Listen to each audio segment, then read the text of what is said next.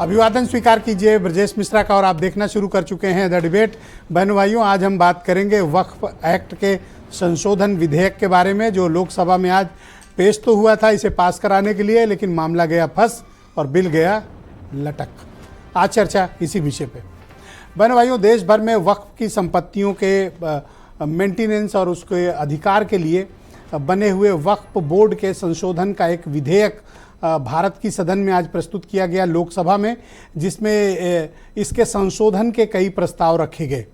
ये most controversial bill में से एक गिना गया, क्योंकि इसके आने से पहले से लेकर जिस तरह से विपक्ष की तरफ से इसको लेकर मतभेद और विरोध दर्ज किया जा रहा था, इस बात की पूरी संभावना थी कि ये बिल फंसेगा। वैसे आपके मन में ये सवाल होना चाहिए कि विपक्ष तो पहले भी बहुत बिलों का विरोध करता था, लेकिन वो तो रुकते नहीं थे, पास हो जाते थे। लेकिन अब ऐसा क्या हो गया कि पिछले एक दशक से जो नहीं हुआ वो इस बार हो गया। प्रधानमंत्री मोदी के नेतृत्व वाली सरकार का बिल लोकसभा में अटक गया है। वक्फ एक्ट के संशोधन का विधेयक अब ज्वाइंट पार्लियामेंट्री कमेटी को भेज दिया गया है और ये प्रस्ताव खुद अल्पसंख्यक मामलों के मंत्री किरण रिजिजू ने सदन के सामने रखा, जबकि पेश उन्होंने ही किया था। तो ऐसा क्या हो गया कि ये बिल पास होते होते रह गया? कोई तो बात होगी। बहनों भाइयों, दरअसल वैसे तो जेडीयू ने, जो सहयोगी दल है, उन्होंने ओपन सपोर्ट किया, उनका खुला सपोर्ट था इस बिल को पास करवाने के लिए। और उनके जो मिनिस्टर हैं राजीव रंजन सिंह उर्फ ललन सिंह, उन्होंने ओपन सपोर्ट किया कि इस विधेयक को मंजूरी मिलनी चाहिए। लेकिन असली कांड किया इसमें टीडीपी वालों ने और एलजेपी वालों ने। एलजेपी मतलब चिराग पासवान, टीडीपी मतलब चंद्रबाबू नायडू।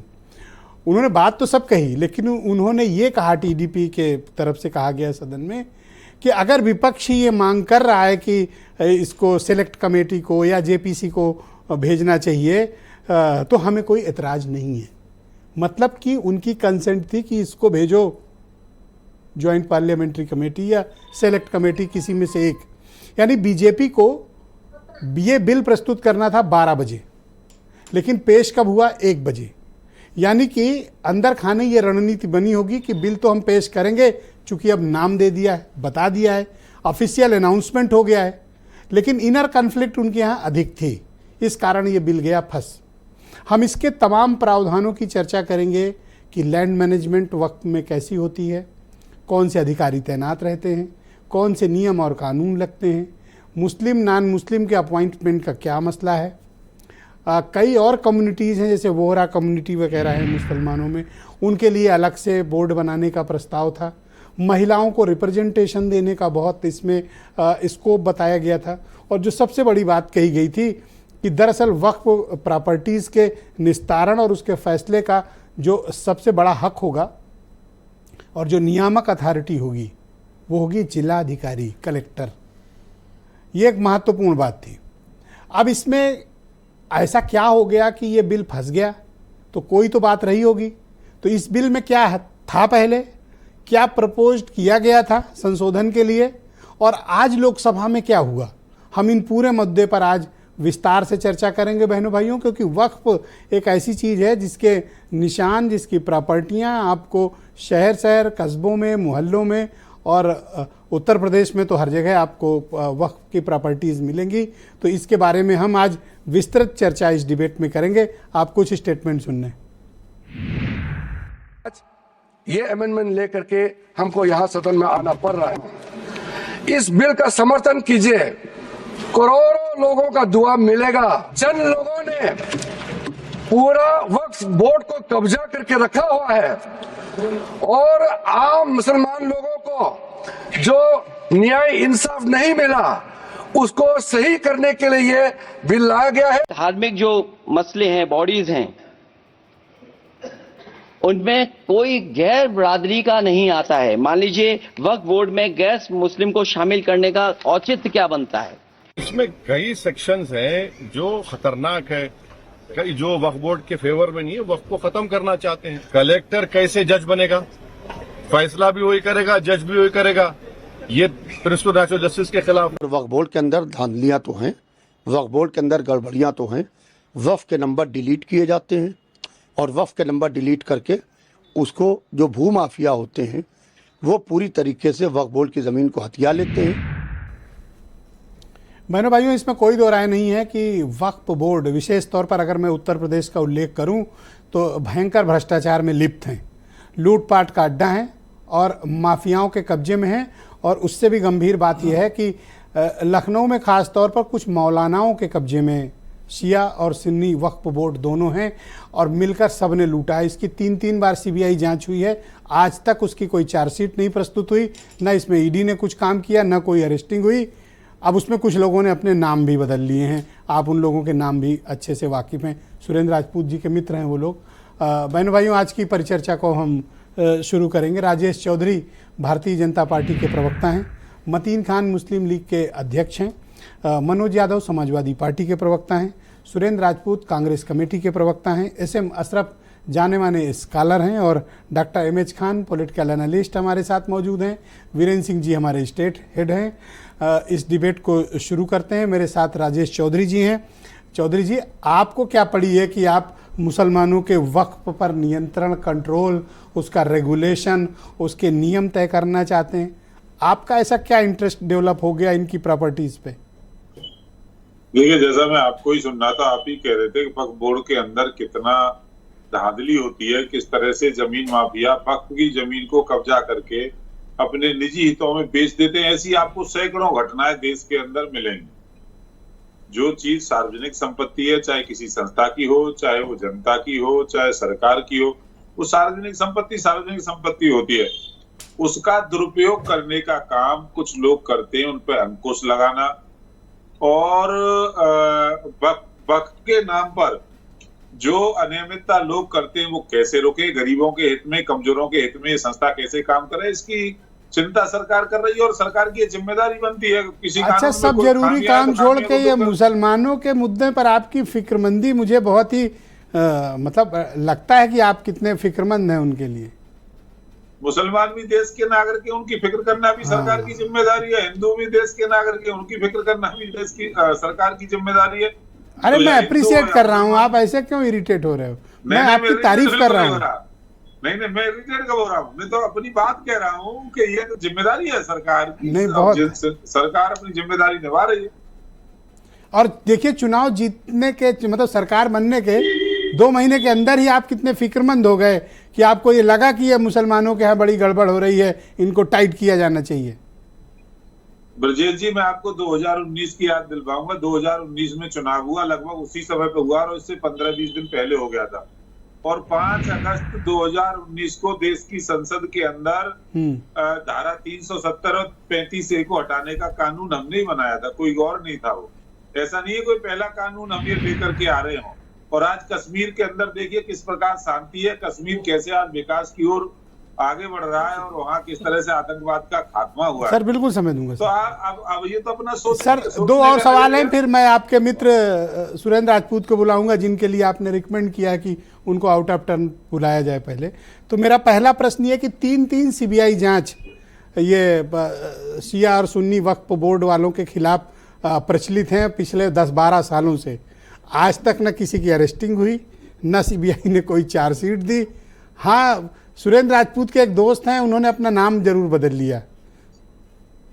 देखिए, बहुत बड़ी धांधली बने भी तो त्यागी बने, ब्राह्मण बने। बहुत बड़ी धांधली जमीन की जो है वक्फ बोर्ड के अंदर हुई है। एक और किसी भी जमीन को अपनी बना देना ये भी एक धंधा बन गया था।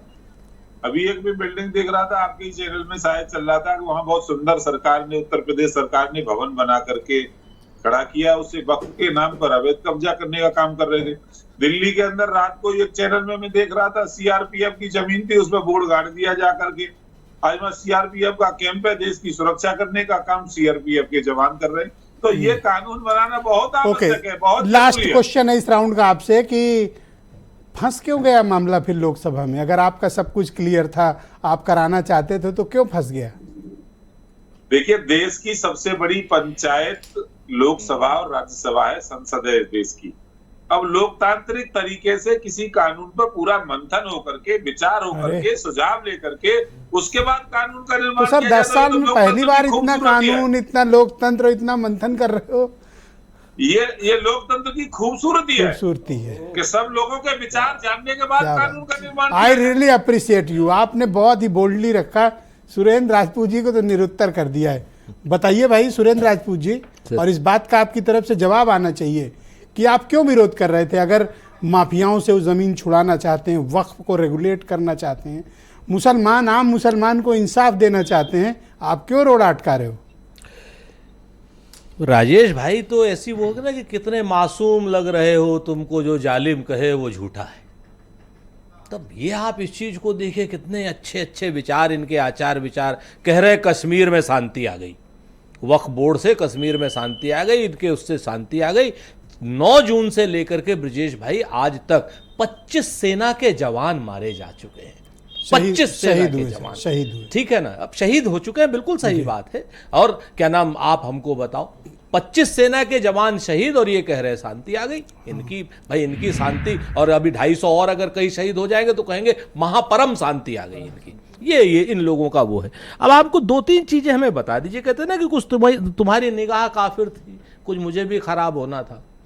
आज स्थिति ये है कि वक्फ को लेकर के भारतीय जनता पार्टी के 90% आदमी ये बता दे तो जो कहेंगे मैं मान जाऊंगा कि वक्फ आखिर होता क्या है, जमीनें आती कहां से।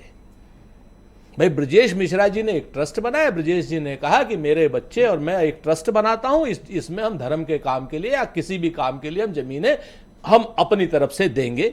ये एक मुस्लिम्स का अपना एक वो इदारा है, उसमें आप अपना काम कर रहे हैं। उसमें अगर कोई गैर कानूनी काम होता है तो हमारा संविधान तमाम तरीके की हमारे पास धाराएं हैं, जो सिविल धाराएं हैं और क्रिमिनल धाराएं भी हैं। दोनों धाराएं हैं, आप उनके हिसाब से काम करिए। ये मूल रूप से जो मुस्लिम्स का लैंड बैंक है उसको ग्रैब करने का जिला अधिकारी के जरिए एक साजिश है, षड्यंत्र है। जिस तरीके से हम तो 70 साल 75 साल सत्ता में रहे, कांग्रेस ये भाजपा वाले कहते हैं माशाल्लाह आपका तो बड़ा शानदार हमसे लोग कहते थे तो हम 640 जिलों में अपने ऑफिस नहीं बना पाए कांग्रेस। इन्होंने पिछले 8 सालों में अपने सारे ऑफिस बना दिए। कैसे? अच्छा मैं फटाफट सवाल पेश करता हूं। जी बताइए। उसमें पहला एस्पेक्ट है कि बोर्ड का जो कंपोजिशन होगा वक्फ बोर्ड का, उसमें पहले ये था कि अभी का जो प्रावधान है कि नॉन मुस्लिम को नहीं लेते हैं, महिलाओं को नहीं लेते हैं। अभी ये चाहते हैं कि इसमें कम से कम 2 महिलाएं होनी चाहिए, नॉन मुस्लिम होने चाहिए। क्या ऐतराज? अरे भाई वो जो प्राइवेट प्रॉपर्टी है उसमें वो जो धार्मिक लोग हैं वो अपना डिसाइड करें, बिल्कुल उनको कहिए कि आप महिलाओं और नॉन मुस्लिम को लेने का क्या मतलब है। कल की डेट में हमारा जो तिरुपति देवस्थान तो मौलाना अकेले प्रॉपर्टी लेंगे, कुछ आपको मिल जाएगी। नहीं सुनिए सर, क्या नाम देवस्थानम ट्रस्ट है, उसमें लोग कहने लगे कि नॉन हिंदू आ जाए। हमारा जो बोर्ड है क्या नाम माता रानी का क्या नाम वैष्णो देवी में, सर सुनिए 1 मिनट, अब इंपॉर्टेंट बात है, दो बातें मेरे को कहनी है खाली। उसमें अगर कोई कहने लगे कि साहब यहां पर मुसलमान आप ले लीजिए, कितना पंगा हो जाएगा, क्योंकि कश्मीर है 90% मुसलमान है वहां। मैं आपसे स्पष्ट कह रहा हूं कि धार्मिक मामलों में छेड़छाड़ बिल्कुल उचित नहीं है, नंबर 1। और दूसरा, आप कलेक्टर को मालिक बना दे रहे हैं पूरी एक जगह का, यह अपने आप में बहुत बड़ी बात, गलत बात है। और तीसरी, और कैसे आज उनका दिल फंस गया? आखिरी वही तो मैं बता रहा हूं सर। आपने तो फंसाया नहीं, फंसाया किसने? फंसाया तो उन्होंने खुद है। उनको समझ में आ गई कि 240 पर है, उन्हें समझ में आ गई कि भैया अब सामने 233 लोग 34 लोग तो बैठे हुए हैं और 240 हम में, और हम में भी 10-20 भागने वाले हैं। समस्या उनकी फंस गई है, इसलिए आज की डेट में वो लोकतांत्रिक है। एक आखिरी बात मैं खाली कहूं सर, आप ही के लिए है। आज सबसे बड़ी मजा आई ब्रजेश जी हमें इस बात पर कि परसों से लेकर के गोदी मीडिया के सारे पत्रकार वक्फ आ रहा है, मुसलमानों का ऐसा होगा वैसा होगा। आज जब 2 बजे उन्होंने कहा ना किरण रिजिजू ने कि सेलेक्ट कमेटी में भेज दो, उसके बाद वो बेचारे सख्ते में हैं सारे के सारे। कहिए तो 2-4 के नाम ले दो। अरे नहीं, क्यों? है ना, आप ही के साथी हैं सारे, वो बेचारे आपके साथी तो जितेंद्र नारायण सिंह सख्ते में हैं। क्या नाम? अब उनके सर सुन लीजिए ना, अब वो ऐसे सख्ते में हैं कि मोदी जी ने उन्हीं सत्ता समर्थक पत्रकारों के गले में मछली का कांटा डाल दिया, ना उगल पा रहे हैं ना निगल पा रहे हैं। Thank you sir. उनसे पूछ मैं मनोज यादव जी को आमंत्रित करता हूं, समाजवादी पार्टी के प्रवक्ता हैं। मनोज जी स्वागत है आपका। भाई अगर कोई सुधारात्मक प्रक्रिया चल रही है, मुसलमानों को अपलिफ्ट करना चाहते हैं, उनकी प्रॉपर्टी का, बोर्ड का, डिस्प्यूट्स का, अपॉइंटमेंट्स का, और उनके इनकम यूटिलाइजेशन का कोई अगर संशोधन करना चाहते हैं, आपको क्या तकलीफ है? मेरा नाम मनोज यादव है और मैं पिछड़े वर्ग से आता हूँ। इसका क्या मतलब है? अरे पूरी कथा तो सुनाऊंगा, मैं पैसे भी नहीं लेता, फ्री में कथा सुनाता हूँ। मेरा नाम मनोज यादव, मैं पिछड़े वर्ग से आता हूँ। उस दिन मैं रात को बहुत अच्छे से सोया था जिस दिन मैंने ये सुना था कि इस देश में जो प्रधानमंत्री बनने जा रहे हैं वो पिछड़े वर्ग से आ रहे हैं। थोड़ी देर के लिए मैं लालची हो गया कि जब देश में पिछड़ा प्रधानमंत्री आएगा तो इस देश में पिछड़े, चूंकि आबादी सबसे ज़्यादा है इस देश में, टोटल पॉपुलेशन का सबसे बड़ा नंबर पिछड़ों का है, ओबीसी में। तो अब मैं ये जान रहा था कि जब पिछड़ा प्रधानमंत्री आएगा तो पिछड़ों का कल्याण होगा, उद्धार होगा, तमाम सारी चीज़ें आएंगी। लेकिन मैं बड़ा हतप्रभ हूँ। पिछड़ों की महिलाओं का कोई एम्पावरमेंट नहीं हुआ, पिछड़ों के नौजवानों का कोई एम्पावरमेंट नहीं हुआ, पिछड़ों के तमाम सारे जो संस्थान हैं, स्कूल हैं, उनका कुछ नहीं हुआ। वहाँ कुरान और कंप्यूटर भी हो गया मुसलमानों के लिए। फिर 3 बहनों का वो तलाक वाला मामला था, वो भी रिजॉल्व कर दिया मोदी जी ने। अब वक्फ बोर्ड की जो खामियां, उनको भी वो अपने हिसाब से सही करना तो चाहते। यही तकलीफ है आपकी? तकलीफ हमारी ये नहीं है। तो हिंदू कहाँ चला गया? ये 10-11 साल में हिंदुओं के लिए हुआ क्या? सवाल ये उठ रहा है। खान साहब को टाइट ना टाइट, ये टाइट रखने वाली कहाँ बात है? कुरान से कंप्यूटर तक आ रहे हैं, हाथ में लैपटॉप आ रहे हैं, तमाम सारे मकान दिए जा रहे हैं, तो हिंदुओं का भला क्या हुआ? तो आप मुझे विरोध का मुद्दा बताओ कि आपने ओपनली, आपकी पार्टी ने लोकसभा में इसका विरोध क्यों किया? दरअसल में 14 से एक टेम्परेचर बड़ा शिखर पे पहुंच गया था, उसका पारा जूम बिल्कुल ऊपर आ गया, और वो था हिंदू मुसलमान एक शब्द। जब समाजवादी पार्टी इंडिया अलायंस ने उत्तर प्रदेश में इंजेक्शन लगाया और हवा सू निकल गई, तो अब इनके पास कुछ ब्रजेश जी है नहीं मुद्दा। अब क्या करेंगे? राम जी भी हो गए नाराज। राम जी कह रहे ना ना ना, मेरे से राजनीति मत करना, तुमने मंदिर बना दिया, मेरा काम खत्म, तुम किनारे हो। तो वो चले गए जगन्नाथ जी। जगन्नाथ जी का जो रिएक्शन होगा वो लंबे समय बाद होगा। उत्तर प्रदेश में काशी और मथुरा आपके पार्टी के अध्यक्ष ने ये क्यों कहा लोकसभा में कि कट्टर समर्थकों को खुश करने के लिए लाया गया है, हताशा और निराश हैं? कोई हताशा और निराशा में ऐसा बिल क्यों लाएगा? नहीं, इस देश में एक बड़ी आबादी नई उपजी है और सुरेंद्र राजपूत जी मेरे बड़े भाई हैं, वो इस पे स्पष्टीकरण और मेरी बात पे सत्यापन जरूर करें। क्यों उन्हीं से सर्टिफिकेट आजकल ले रहे हो? अरे आपसे नहीं ले सकता ना, वो हमारे गठबंधन के हैं, वो ज्यादा बेहतर ले लो, यूनिवर्सिटी के लिए ले लो। इस देश में जो सबसे राष्ट्रपति जी ने जिस शब्द का प्रयोग किया बिल्कुल सत्य है, वैसे ही जैसे सूरज का निकलना। इस देश में सबसे ज्यादा अगर कुछ डेवलप किया गया तो हिंदुओं को कट्टर बनाया गया है, और खासकर बीजेपी का जो मूल कोर वोट बैंक, ये सभी हिंदू के लिए कह रहे हो कि मतलब कुछ वर्ग विशेष? मैंने बीजेपी के लिए कहा। बीजेपी का मूल कोर वोटर है और उसमें तमाम जातियां वर्ग के लोग हैं, सारे वर्ग के लोग हैं, ये कह सकते हैं। वो इतने कट्टर हैं तो उनको कट्टरों को खुश करने के लिए बीजेपी, मतलब ये इनको टाइट किया जाएगा खान साहब को तो उन्हें मजा आएगा? टाइट कोई हुआ ही नहीं। क्यों नहीं टाइट हुआ? कई मुसलमान भाई मिले, जानते हो क्या कह रहे हैं? मनोज जी आपकी सरकार से अच्छी तो हमारी ये सरकार है। हम कहे क्यों भाई?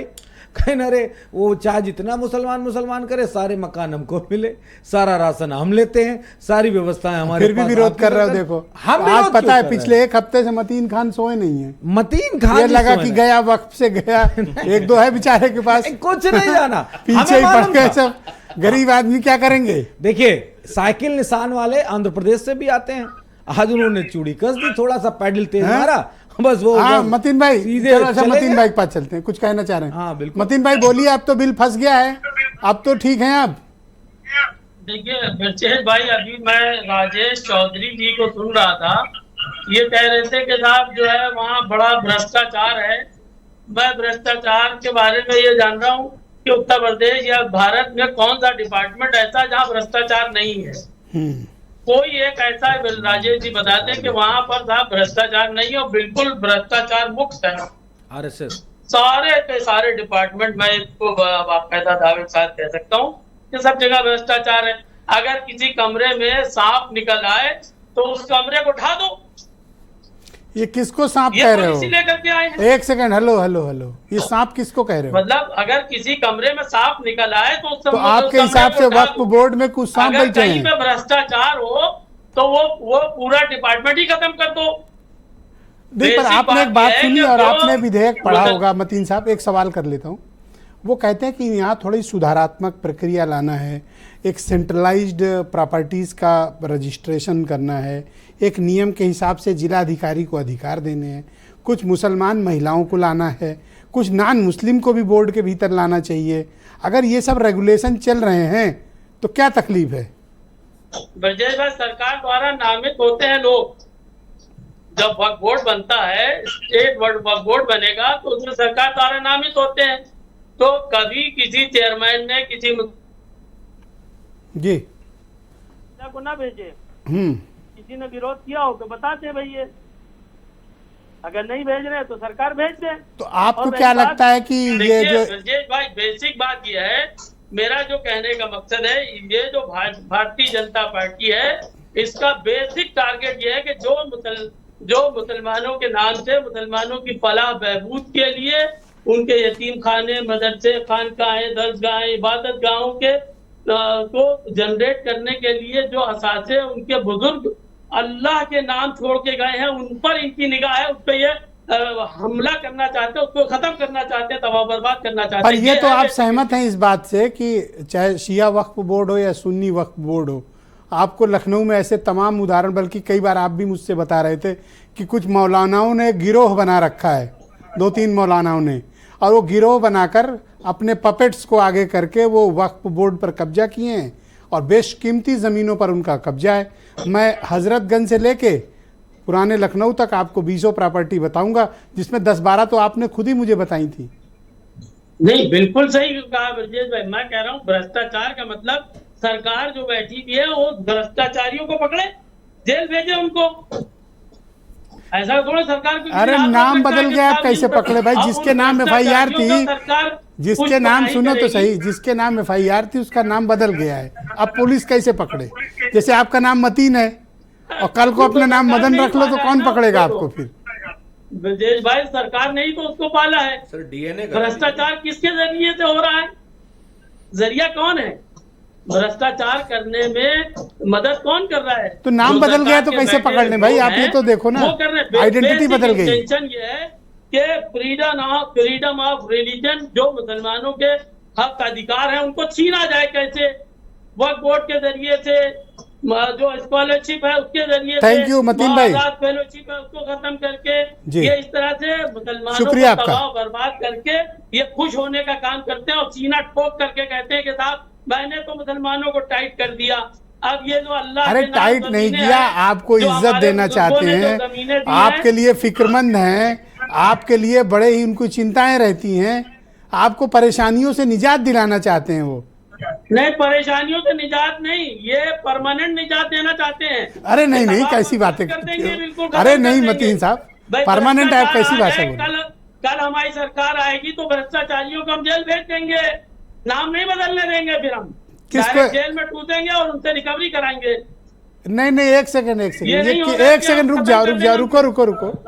अरे किसको जेल में ठूस दोगे? जो भ्रष्टाचार करेगा। क्या नाम है उनका? नहीं, उनका नाम अभी आप ही ने बताया। नहीं, मुझे नहीं पता, बोलो ना। और बहुत से लोग हैं। अरे मुझे नहीं पता, बोलो ना। लोग भ्रष्टाचार वक्त में करेंगे, अल्लाह की जमीन पर, अल्लाह के नाम से जो प्रॉपर्टीज है उस पर आपके चक्कर में कोई पढ़ा तो जेल चला जाएगा, आपके चक्कर में कबूल लिया तो आप कैसी बात करते हो? मैं SM अशरफ साहब को आमंत्रित करता हूँ इस कार्यक्रम में। ये वक्फ बोर्ड की प्रॉपर्टीज़ को लेके बड़े विवाद हैं और आपने भी लखनऊ में, आपका लंबा इतिहास है, आपने देखा भी है, सचमुच में हैं भी, इसमें कोई दो राय नहीं। जिन मौलानाओं के या जो पपेट्स के गिरोह हैं जो यहाँ पे वक्फ की प्रॉपर्टी की लूटपाट, डकैती, छिनैती सब में, और बड़ी बड़ी अट्टालिकाएँ बना ली हैं, कमर्शियल मार्केट, लाखों करोड़ों का रेंट खा पी रहे हैं, बड़ी बड़ी गाड़ियों से चलते हैं, बड़े बेईमान किस्म के लोग जी। अब उनको ठीक करने के लिए अगर संशोधन आया है तो विरोध क्यों? अगर इस 40 पॉइंट के अंदर एक भी ऐसा पॉइंट होता कि लगता है कि इनको ठीक करने के लिए है तो मैं बिल्कुल स्वागत करता आपके चैनल पे आके। मतलब मैंने जो कहा ठीक बात है, स्वागत करता मैं, आपकी बात तो 100% है, लेकिन सवाल इसमें एक भी वो पॉइंट नहीं। मंशा इनकी कुछ और दिखलाई पड़ रही। इनका सीधा सीधा एक मकसद था शुरू से, 10 साल से मैं आपको बोल रहा हूं, मुसलमानों को कैसे ये मैसेज दूसरी जो है मेजॉरिटी कम्युनिटी को दिया जाए कि हम बिल्कुल उस राह पे ही चल रहे हैं कि मुसलमान को कहीं ना कहीं से हम ठीक करने की कोशिश कर रहे हैं। कदम उस पर इस सरकार ने भी आने के बाद बढ़ाया। मंशा इनकी इसलिए खराब हो गई कि इसमें कांग्रेस, राहुल गांधी जी ने, अखिलेश यादव ने इनको जो नीचे कर दिया 30-40 सीटों का, वो इनके साथ सेटबैक है। आज ज्वाइंट पार्लियामेंट्री कमेटी में जाती है, बता दीजिए कोई भी बिल आज तक पिछले 10 सालों के अंदर जिसके लिए इन्होंने जेपीसी बुलाई हो, मांग कर करके लोग थक गए। इनका मंशा बहुत साफ है। इनको हर काम, वो हिडन तो ये काम कर ही रहे हैं, नाम बदल दिया, सुप्रीम कोर्ट आप जाइए, सुप्रीम कोर्ट ने कहा नहीं साहब आप नाम नहीं रख सकते, जो किसी के नाम का आइडेंटिफिकेशन नहीं। इनका एक ही मकसद है, इनको ही लगता है आज की डेट में इतना ही परेशान हो गए हैं कि इनकी समझ में नहीं आ रहा कि कौन सी लाइन हम पकड़ के चलें जिसमें 350, 400, 500 के नजदीक हम पहुंचे। वो आसार अभी नजर नहीं आ रहे हैं। तो इस तरह की चीजें हैं। अच्छा, चुनाव के पहले डिबेट में आप बड़ा हल्ला करते थे, मुसलमानों को कॉर्नर कर दिया गया, अब हमारी कोई वैल्यू नहीं है, तो कर नहीं पाए ना, कुछ लायक नहीं तो रह आप गए। लोग मेहरबान हो गए। ये तो आप लोगों को समझ में आए कि ठीक है, कब तक हम अपने भाइयों के साथ ज्यादती बर्दाश्त करेंगे। थोड़ा सा आपने उसमें टेका लगाया तो काम इनका लग गया। और जब तक मैं बार बार बोलता था आप नहीं चाहेंगे तो कभी जिंदगी में हम लोग कुछ नहीं कर पाएंगे। हम तो 10 साल 15 अभी साल मैं से चाहता हूं कि सत्ता और पावर में ना आए। अभी मैं चाहता हूं जी कि ये जो वक्फ के लुटेरे हैं ये बेनकाब हों, एक श्वेत पत्र आए मुझे और अफसोस सीबीआई ठीक से काम करे, जिनके खिलाफ मुकदमे बिल्कुल हैं। सही सोच रहे हैं, चाहे खान साहब कितनी भी सिफारिश करें, सरकार वो कार्रवाई कैसे होनी चाहिए। वो कैसे होगा ब्रजेश भाई? आप देखिए कि सर्वे कमिश्नर पहले से मौजूद, प्रॉपर्टी सारी वो वेरीफाई करता था, उसके बाद जो है आप उसको करते थे, सरकार को देता था। कलेक्टर को आपने लाके बिठाला। अब दिक्कत क्या है, सेक्शन 3C इनका क्या बोलता है कि जो भी प्रॉपर्टीज वक्फ के अंदर हैं, चाहे पहले की हो या बाद में, उसको डीएम को रिवोक करने का राइट है। अब कहीं मस्जिद है, कहीं कब्रिस्तान है, कहीं कुछ, आप एक लिटिगेशन पैदा कर दोगे साहब ये तो मस्जिद जो है वो सरकार की संपत्ति है। तो इस तरह की चीजें लाने का मकसद ही इनका कुछ और है। मतलब वो डीएम को एक अल्टीमेट अथॉरिटी लैंड डिस्प्यूट बनाते तो कोई बुराई नहीं थी। ये कहां से लिखा हुआ कि पहले भी उसको रिव्यू करने का राइट होगा वक्फ बोर्ड के अंदर? पूरा आप उसको पढ़िए। मैं थोड़ा सा, मैंने जो आपने मुझे बताया तो मैंने कोशिश की सेक्शन 3C। पर आप सिविल लॉज पढ़ो, उसमें एसडीएम और डीएम को बहुत शक्तियां इसीलिए हैं दिया भाई, जमीन के मामले में। पुरानी चीजों को भी कर सकता है। अगर कोई मस्जिद 100 साल 50 साल पहले बनी हो, कहते वो संपत्ति सरकार की है, क्या करेंगे आप? तो उनकी आड़ में क्या इन भूमाफियाओं को छोड़ दिया जाए? नहीं, उनको इस सबसे मतलब नहीं। वो तो ठीक है, जब एक बार सरकार की संपत्ति होगी, जिसको चाहेगी सरकार देगी, दे ही रही है। नजूल की दे रही, रेलवे की दे रही, डिफेंस की दे रही, तो ये वक्त की भी और देगी। ये जो वक्फ की जमीन पे मॉल बनाए बैठे हैं, उनका क्या करें? आपने कुछ नहीं किया ना। आपने इतना शक्तिशाली चेयरमैन को यहां बना दिया कि मिनिस्टर माने भी यहां कुछ नहीं रहा। तो आप उसमें मॉडिफिकेशन लाइए ना। आप बोर्ड में ऐसे मेंबर्स लेके आइए कि उनके ऊपर कुछ चेक और बैलेंसेस हो। आप वो काम तो नहीं कर रहे हैं। इस एक्ट में क्या लेके आप आए? इस एक्ट में सारी वो चीजें हैं कि सिर्फ और सिर्फ उनका एक ही, इतनी आसानी सरकार मान लेती। आपने जेपीसी में दे दिया और ठंडे बस्ते में इस बात को मानने में क्या बुराई है कि वक्फ की प्रॉपर्टीज में एक बड़ी सड़ांध है, लूटपाट है? मैं मानना हूं उसको सरकार, तो आपकी नीयत नहीं साफ है ना। आप वो काम तो नहीं करना चाह रहे हैं। 10 साल से आप इंक्वायरी आप चाहते हैं वो जरूर हो। 10 साल से सीबीआई की आप इंक्वायरी करा रहे हैं, किस स्टेज पे हो बताइए मुझे भाई। तो अब जिसके खिलाफ एफआईआर थी वो व्यक्ति का नाम चलिए, बदल गया। दूसरे के खिलाफ भी आपने एफआईआर कराई है। अगर सुन्नी वक्फ बोर्ड के खिलाफ कराई कि नहीं कराई है? हाँ, एक आपका अपना हो गया तो दूसरा कैसे आपका अपना हो गया? अपने की बात सिर्फ इसलिए अपना हो गया, उसने जो है सुप्रीम कोर्ट में एफिडेविट दे दिया कि साहब ठीक है आप मस्जिद उठा के दे दीजिए। तो आपकी पॉलिसी खुद ऐसी है। मैं सुन्नी वक्फ बोर्ड के चेयरमैन की बात करता हूं, आप इसलिए उसको सब देते जा रहे हैं। तो आपकी पॉलिसी खराब है। आपको इससे मतलब नहीं है। आपको सिर्फ एक ही मतलब है, 10 साल से आप जांच करा रहे हो, रिजल्ट क्या उसका तो प्रॉब्लम घर पे है ना आपके। अपना ही आदमी अगर उधर मिल गया तो फिर आप किससे कंप्लेंट? आप किसी आदमी के है ही नहीं, सरकारी अपॉइंट करते हो, उसका एक सिस्टम है ना उसके अपॉइंटमेंट का। आप उसको कुछ पावर कम करते हैं। आप सीओ किसको बना रहे हैं? आप कह रहे हैं ज्वाइंट सेक्रेटरी लेवल का सीओ बनेगा। क्यों बनेगा ज्वाइंट सेक्रेटरी लेवल का सीओ? और क्यों आप कह रहे हैं कि नॉन मुस्लिम भी बनेगा? ये एक मुस्लिम चीज है, जो आपका कुछ है ही नहीं। सरकार कुछ दे नहीं रही है, मुसलमान की प्रॉपर्टी है, मुसलमान की दिया तो मुसलमानों को, किस तरह से लूटपाट कर ली? सवाल यह है कि आपने हज कमेटी में उठा के बैठाला, पूरा हज कमेटी बेच डाला। सारे ठेके पट्टे वहां जो है होते हैं, जितने वहां पे फैसिलिटेट किया, आपको फैसिलिटेट किया। कुछ नहीं किया। मुसलमानों के पैसे, मुसलमानों के जूते मारो, मुसलमानी से वसूलो, यही हो रहा है। इसमें सरकार का कौन सा रोल है मुझे बताइए? सरकार अगर कुछ पॉजिटिव कदम उठाती तो मुझे अच्छा लगता है कि चलो ठीक है, इनकम बढ़ाने की बात कर रही है, 200 करोड़ की जगह 2000 करोड़ की बात कर रही है। ऐसा तो कुछ है नहीं इस प्रावधान का। ऐसा लगता है कि उन लोगों को आप सेव कर रहे हो। आप भड़क क्यों रहे हो अशरफ मियां इतना? किसको सेव कर रहा हूं? उन्हीं। बिल्कुल नहीं सेव कर रहा हूं। मैं तो सीधी सीधी बात बोलूंगा, आपको उसके खिलाफ एक सही लाइन लेके आनी चाहिए। किसके खिलाफ?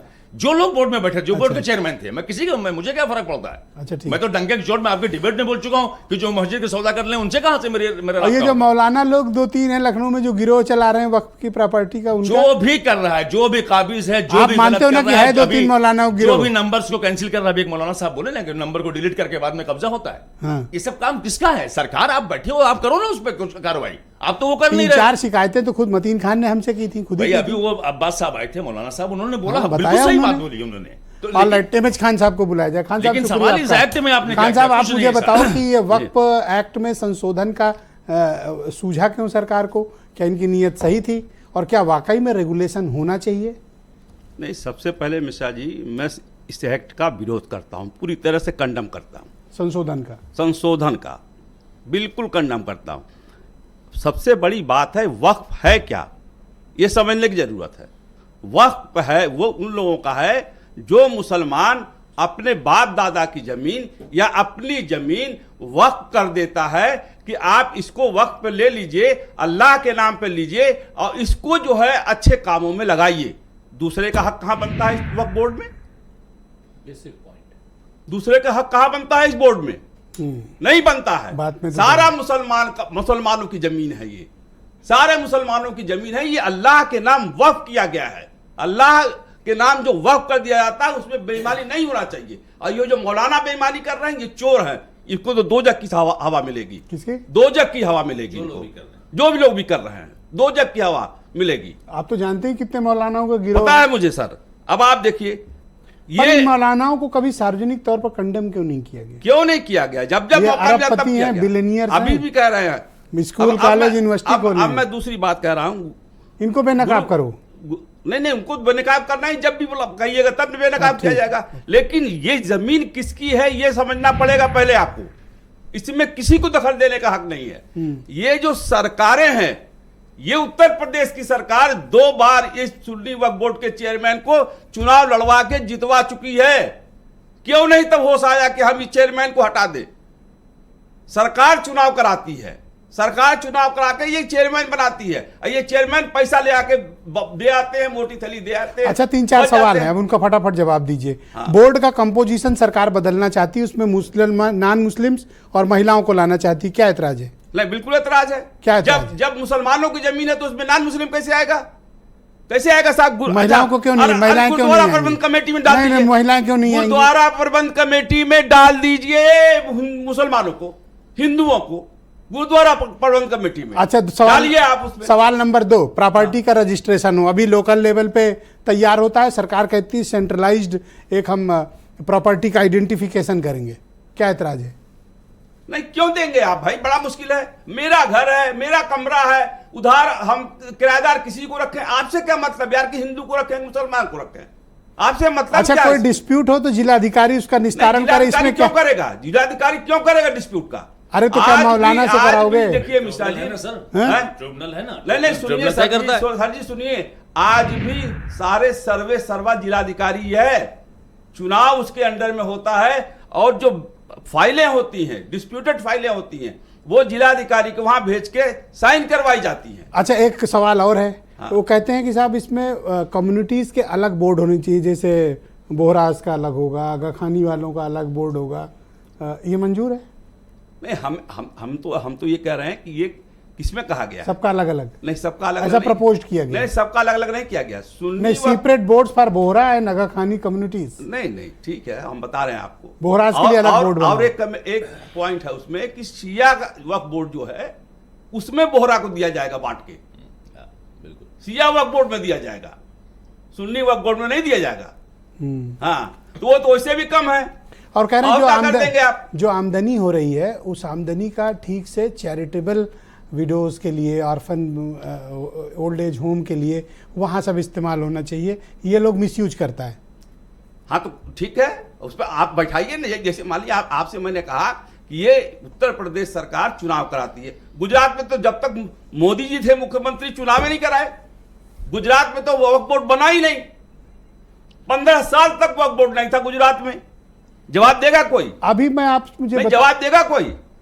15 साल तक गुजरात में वक्फ बोर्ड था। एतराज किन बिंदुओं पर आपको अधिक है? देखिए, एतराज इसी बात पर है कि मैंने फिर पहले भी कहा था, अब भी कह रहे हैं, उसी पॉइंट पर रहूंगा मैं, दाएं बाएं नहीं जाऊंगा। वक्फ बोर्ड की प्रॉपर्टी सिर्फ मुसलमानों की है, उस पे किसी को क्या कुछ मौलानाओं के गिरोह की है? मौलाना गिरोह की जो है, ये जो चुनाव कराता है प्रदेश, उत्तर प्रदेश, उसको उस पे लगाम लगाना चाहिए, वो नहीं लगा पा रहे हैं। इनको बताइए ना, शुक्रिया। इनको जवाब बताइए आप कि इनको 2 बार चुनाव कराया है योगी आदित्यनाथ जी ने सुन्नी वक्फ बोर्ड के चेयरमैन को, क्यों कराया है, क्यों नहीं लगाम लगाया है? ऑलराइट, वीरेंद्र जी भी हमारे साथ डिबेट में आ गए हैं। वीरेंद्र जी, स्वागत आपका। आप मुझे बताइए कि ये जो वक्फ एक्ट का संशोधन का विधेयक आया था, क्या ऐसी प्रॉब्लम हो गई कि ये लोकसभा में अटक गया, और इसके लाने के वास्तविक कारण क्या थे? क्या वाकई में रिफॉर्म की तैयारी थी, ट्रांसफॉर्म करने की तैयारी थी, या फिर एक संदेश देने के लिए, जैसा कि अपोजिशन आरोप लगा रहा है, उसके लिए था?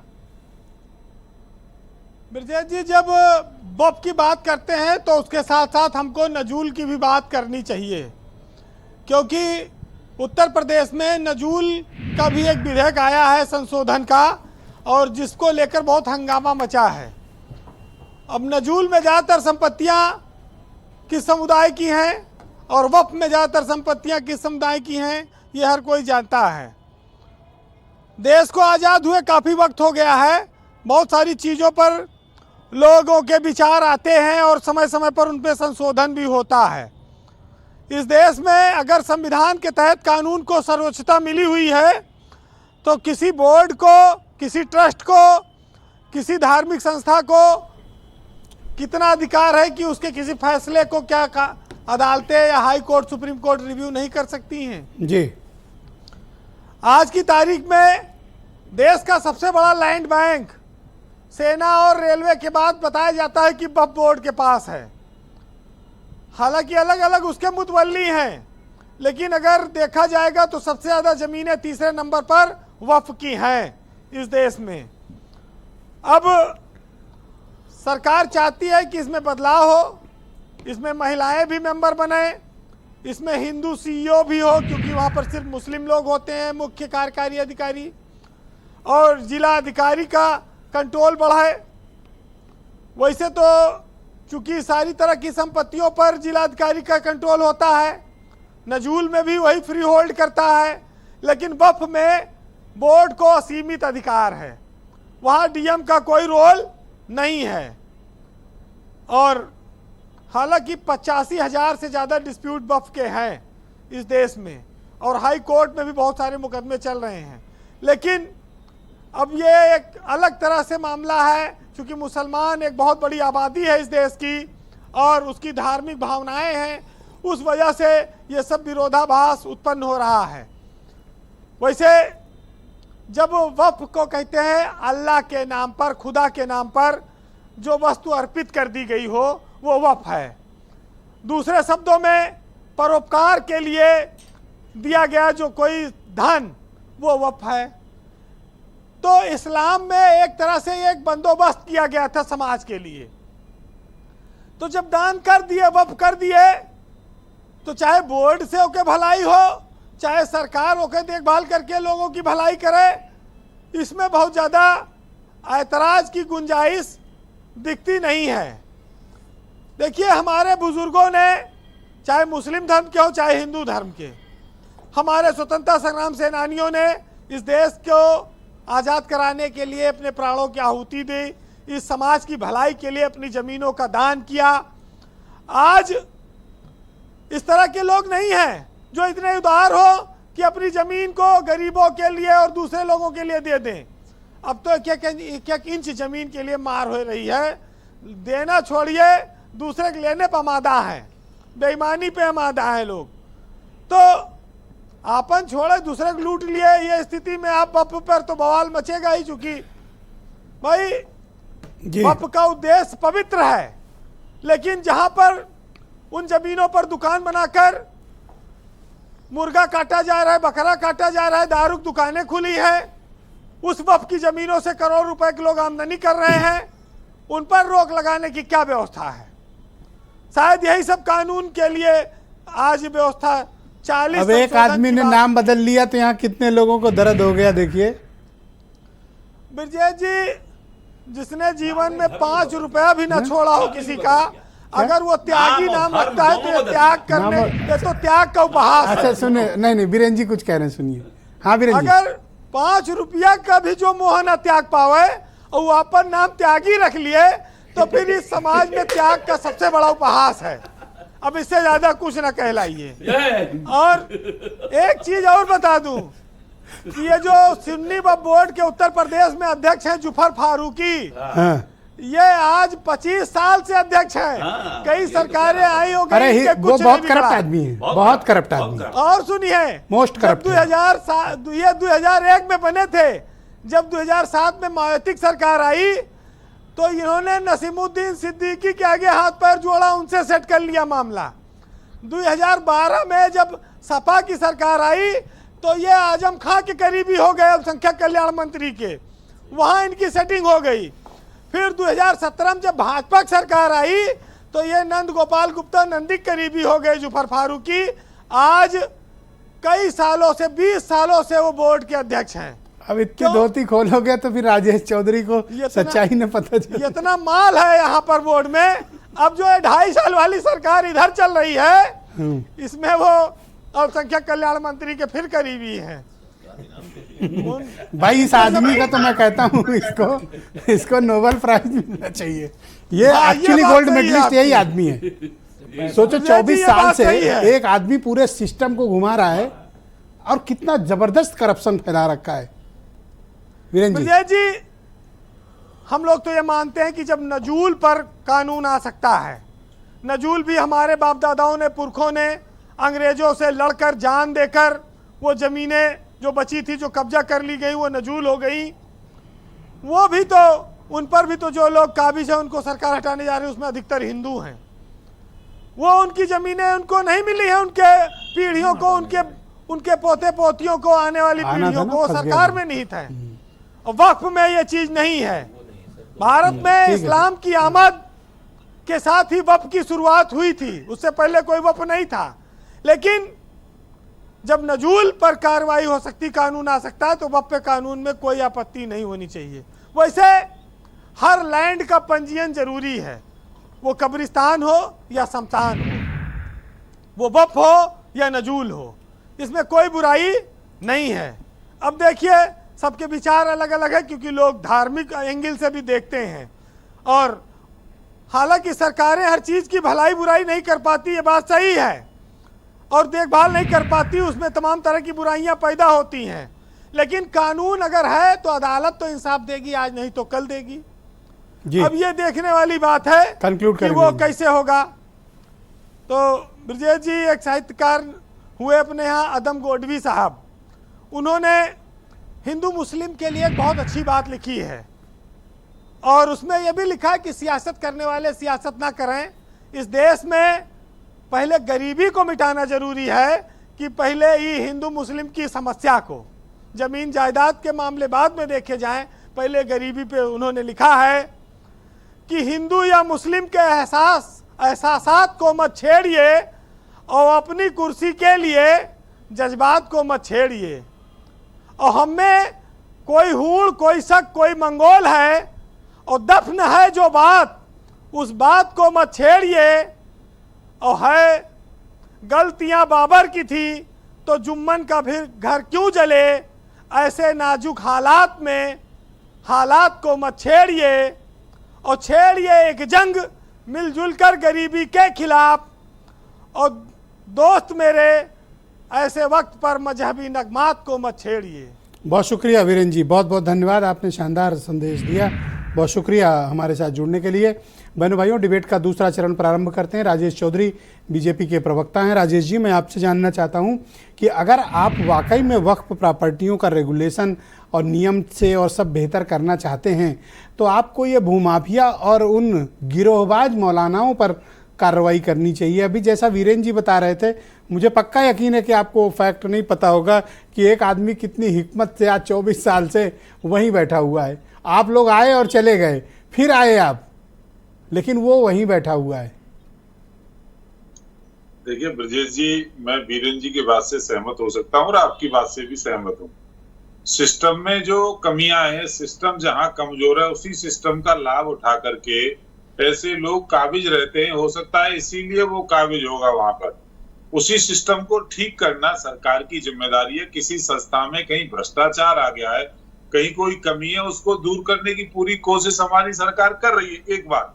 दूसरी बात, मैं अपने मित्र सुरेंद्र राजपूत जी को सुन रहा था। मुझे लगता है ये भी पाकिस्तान वाला आम खा करके आए, जो राहुल गांधी के लिए पाकिस्तान ने आम भेजा है, वो आम खा करके ये आए और पाकिस्तान का प्रेम इनके अंदर से बोल रहा है पूरी तरह से।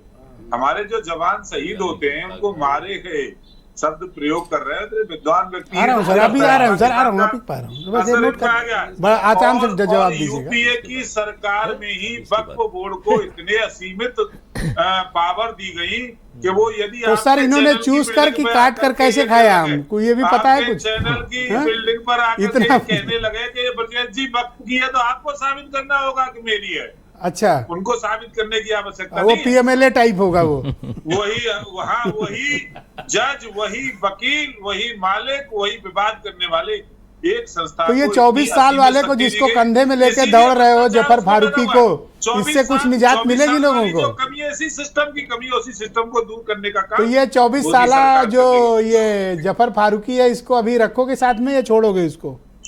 कोई भ्रष्टाचारी नहीं रह सकता। मैं जफर फारूकी के बारे में कुछ नहीं जानता, मैं उनको व्यक्तिगत रूप से जानता हूँ क्या है वो, पर उस सिस्टम में कहीं कमी है तो कमी को दूर करना त्यागी जी को बहुत बड़ी। अच्छा, वो त्यागी जी को तो जानते होंगे। और समाजवादी पार्टी के हमारे मित्र कह रहे थे कि कट्टर बनाने का काम भारतीय जनता पार्टी करती है। कट्टर तो समाजवादी पार्टी मुसलमानों को बना करके वोट हासिल करती है। भारतीय जनता पार्टी का डर दिखाती है, उनके अंदर कट्टरपन पैदा होता है और वो जो है लेती। आज बांग्लादेश में कोई नहीं बोलेगा बांग्लादेश में किस तरह से कट्टरवादी मुसलमान हिंदुओं पर अत्याचार। सर मैं तो बल्कि रिकमेंड करता हूँ कि भारत सरकार को बांग्लादेश पर कड़ा एक्शन लेना चाहिए, घुस के मारना चाहिए। हाँ, अगर हिंदुओं पे अटैक हो रहा है बीच में न बोलो, बीच में न बोलो, नहीं इनको बीच में न बोलो, आप रुक जाओ, नहीं बीच में न बोलो, अनावश्यक बात करते हैं। Thank you, all right Rajesh ji, धन्यवाद। ये पाकिस्तान बांग्लादेश सब जगह पहुंच गए, लेकिन जफर फारूकी को नहीं गए, वहां नहीं पहुंच पा रहे। ऑल राइट, अब सुरेंद्र राजपूत जी की बारी है। राजेश जी धन्यवाद। हाँ सुरेंद्र जी, गो अहेड प्लीज। वो कहते हैं ना ब्रजेश भाई, अब थोड़ा समय दीजिएगा प्लीज। 2 ही मिनट, बात 2 ही मिनट। कहते हैं ना कि समंदर ये तेरी खामोशी कुछ और कहती है, मगर साहिल पे टूटी कश्तियां कुछ और कहती हैं। और मेरी आंखों ने देखे शहर के कई मंजर, मगर अखबार की सुर्खियां कुछ और कहती हैं। मैं आपसे जिम्मेवारी से कहता हूं, जहां पर भी जिस बोर्ड में जिस भ्रष्टाचार जो में बेईमानी है, वहां उस बेईमानी पर कठोरता से कार्रवाई होनी चाहिए, चाहे हिंदू हो, मुसलमान हो, फारूकी हो, सब हो, मौलाना हो, जिसका नाम चाहिए, जिसके खिलाफ कार्रवाई होनी चाहिए उसके खिलाफ कार्रवाई हो और कड़ी कार्रवाई हो, दिखे। एक बात। दूसरी बात, ये लैंड बैंक को हथिया करके अडानी को देने का एक साजिश है, जान लीजिए इस चीज को। ये लैंड बैंक को, क्योंकि सारी चीजें राजेश जी प्लीज इनको कह लेने नहीं अपनी बात, मैं आता हूं, राजेश भाई तो सीधे साधे आदमी, इनको तो हम तो भाई पाकिस्तान वाले आम खा लिए। मोदी जी पिछले, सुन तो लीजिए, मोदी जी पिछले 10। राजेश जी आप ऐसे नहीं सर, बीच में ना बोलो, मैं इनको रोका था, आप भी प्लीज धैर्य रखो। सुनो अब हमारी बात। हाँ, आप मेरे से बात करो। मोदी जी 15 जून 2015 से लेकर के आज तक हर साल 20 पेटी पाकिस्तान के आम खाते हैं। ऑफिशियल आते हैं उनके पास, सबसे पहले उन्हीं के पास आते हैं। अब वो काट के खाते हैं कि चूस के खाते हैं, वक्फ पे बात करो, ये जरा बता दीजिए। वक्फ पे बात कर लेते। तीसरी बात मैं आपको बताऊं, वक्फ की बात में बहुत स्पष्ट जान लीजिए, भारतीय जनता पार्टी जब से चुनाव हारी है, ये ढूंढ करके सांप्रदायिक मुद्दे उठाना चाहती है। चूंकि इसकी जमीन खो गई है, इनके नेता आपस में कुर्सी के लिए लड़ रहे हैं। कोई शाह गुजरात का है, कोई क्या नाम उत्तर प्रदेश के योगी जी से लड़ रहा है, और ये सब इसके अलावा और कुछ नहीं है। धन्यवाद सर जी। और सहयोग करें, समय बचा तो फिर दूंगा। अडानी को लैंड बैंक ये देना क्यों चाहते हैं, ये पूछ ले। ये इनके चाचा है, मामा है कि ताऊ? नहीं, एक सेकंड, राजेश भाई को तो कुछ मिल। धन्यवाद सर, धन्यवाद। अब थोड़ा सहयोग मिले तो अच्छी बात। सर छोड़ो ना, क्यों गुस्सा करते हो? आपको क्या तकलीफ है भाई? हमें तकलीफ ये है कि अभी क्यों बीच में कूद रहे थे आप, बताओ। ये जो बातें, इस तरह की बातें अगर कही जाएंगी, बीजेपी के द्वारा कही जाएंगी, अगर वो बांग्लादेश का नाम लेते हैं, तो एक हमारी प्रधानमंत्री थी इंदिरा गांधी जी, उन्होंने क्या किया? बांग्लादेश में घुस गई, पाकिस्तान में घुस गई, पता नहीं किया। तो यहाँ बैठ के क्या गांव में कहावत, उरहन देने के लिए आते हो क्या भाजपाई हो आप? उरहन सुनाओगे?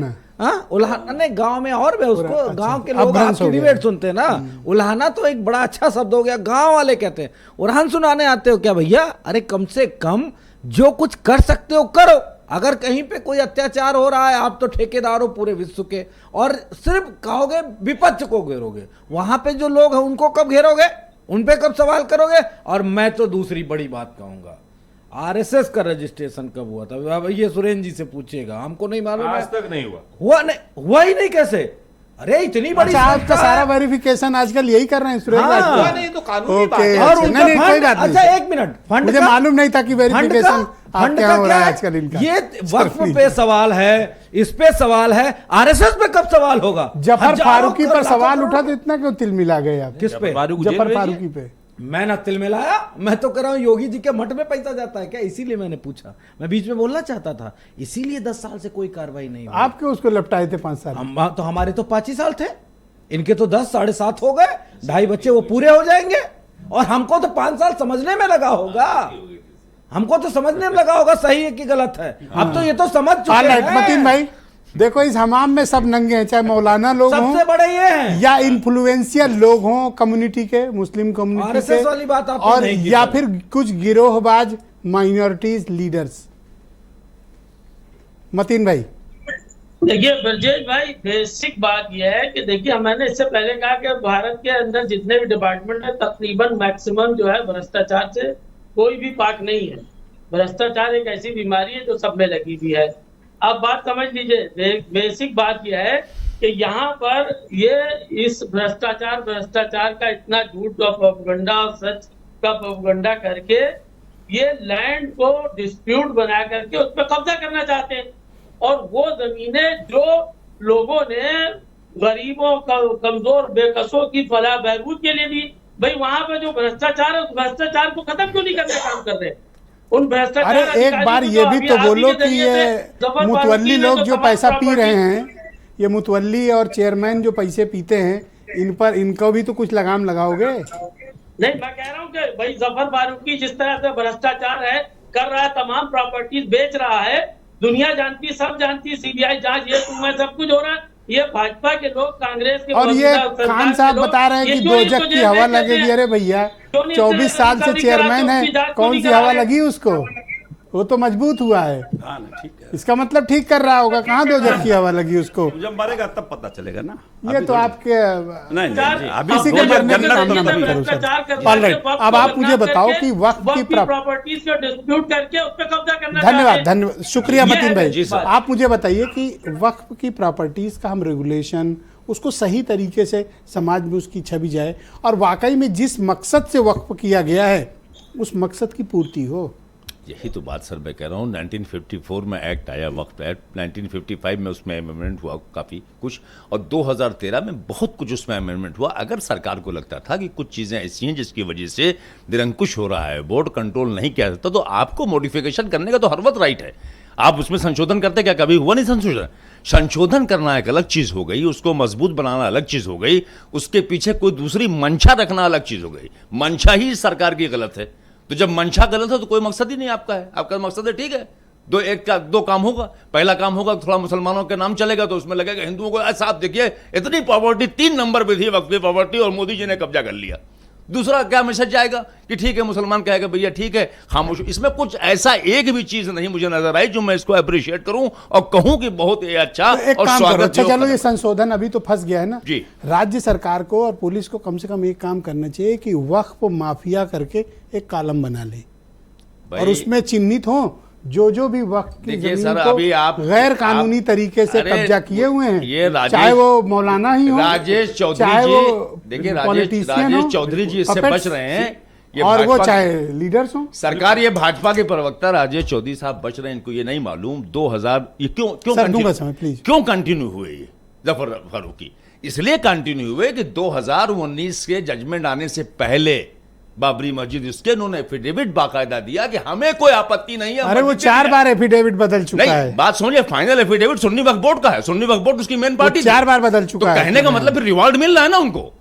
तो आप रिवॉर्ड दोगे जांच नाम के और लिए ये बिठा पता लो। नहीं कह रहे हैं दो और जज, लालू दो जज यादव के खिलाफ पता नहीं कौन सा निकाल दिया दोबारा साहब को, बोलिए बच्चे खान साहब। बेटे सब आ रहे हैं।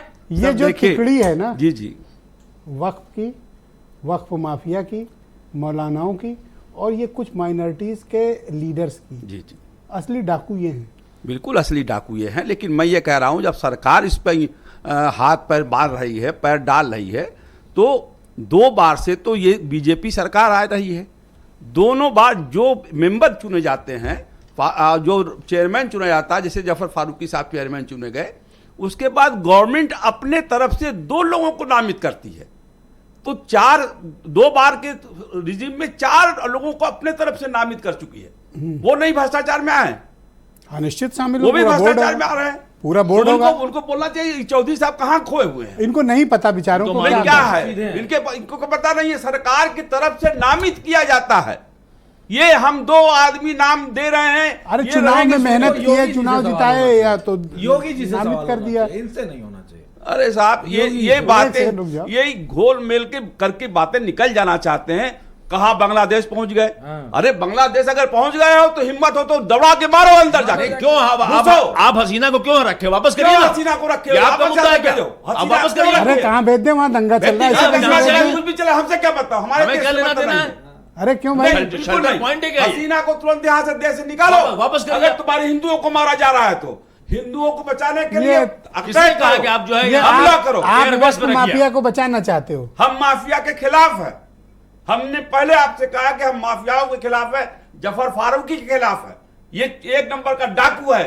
हम डाकू शब्द इस्तेमाल कर रहे हैं। ये वो पैसा जो है, पुराने लखनऊ वाले मौलाना, वो भी डाकू है, महाडाकू है वो। मौलाना भी शिया वक्फ बोर्ड में तो बहुत धांधली है। और सुन्नी में नहीं है क्या? सुन्नी में भी धांधली, लेकिन शिया वक्फ बोर्ड में तो मौलाना लोग कब्जा किए हैं। यहाँ मौलाना लोग नहीं, यहाँ माफिया कब्जा किए हैं। यहाँ माफिया कब्जा करके कॉम्प्लेक्स बनवा रहे हैं, दुकानें खुलवा रहे हैं, किसी को किसी के अरे लिए दे आधा रहे हैं। हजरतगंज पर देखो दुकानें खुली हैं। जी बिल्कुल। आप अब देखिए, डीएम को अगर पावर आप दे देंगे तो डीएम तो सबका नाम काट के कह देगा कि हाँ जो मर्जी आए करो। मनोज यादव की है, सरकार की सुरेंद्र राजपूत संपत्ति है की सर, है। डीएम तो ये कर देगा। बहुत धन्यवाद, मैं आप सभी का बहुत ये शुक्रिया अदा मेरी करता हूँ सर। Sir 10 second. सिर्फ 5 सेकंड में भारतीय जनता पार्टी के मोती सिंह ने यह कहा था कि उत्तर प्रदेश में 42 साल में सबसे भ्रष्ट सरकार जो है भारतीय जनता पार्टी की है। तो अब क्या सर, 5 राजेश सेकंड चौधरी जी इनको राजेश जी, 5 सेकंड जी कह रहे हैं, वो कर देंगे। उस बात की संतुष्टि मैं इस तरह करता हूं, ओके। भाजपा मतलब भ्रष्टाचार जमीन पर पनपाने ओके वाला राजेश जी 10 दल। सेकंड, धन्यवाद। राजेश जी 10 सेकंड। अरे ये सब आपको भला बुरा कह रहे हैं, इनको जवाब नहीं दोगे? गए धन्यवाद, बहुत बहुत शुक्रिया, धन्यवाद, बहुत बहुत शुक्रिया, नमस्कार, बहुत बहुत धन्यवाद आप सभी का। सर जी आज आपने फंसा दिया।